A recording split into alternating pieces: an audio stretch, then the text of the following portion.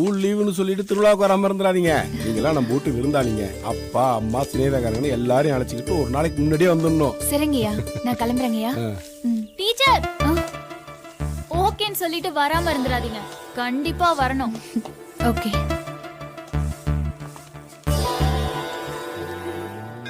இன்னைக்கு என்ன விசேஷம்? கோயிலுக்கு வந்தே தீரணும்னு எழுதிட்டு வந்த? விசேஷமா இருந்தாதான் கோயிலுக்கு வரணுமா? சரி சரி, விஷயத்த சொல்லு. ஒண்ணு இல்லையே. நானே உன் லவ்வுக்கு சப்போர்ட்டா ஃபீல் பண்ணும்போது நீ ஏன் நேத்து ஸ்கூலுக்கு போயிட்டு வந்ததுல இருந்து எதையோ என்கிட்ட மறைக்கிற? நான் ஒர்க் பண்ற ஊர்ல நாளைக்கு திருவிழா. சரி, திருவிழா அன்னைக்குமா அவர்கிட்ட என் மனசுல இருக்கிறத சொல்லலான்னு. கோவில் திருவிழா அன்னைக்கு காதல சொல்றது நல்ல விஷயம் தானே. இதுக்கு ஏன் ஃபீல் பண்ற? திருவிழாவுக்கு போ, சாமியை கும்பிடு, சாமி மேல பாரத்தை போட்டுட்டு தைரியமா உன் லவ் சொல்லிடு. நாளைக்கு நீயும் திருவிழாக்கு கண்டிப்பா வரணும்டி. திருவிழாக்காக வரேனோ இல்லையோ, உன் ஆளை பார்க்க கண்டிப்பா நான் வருவேன்.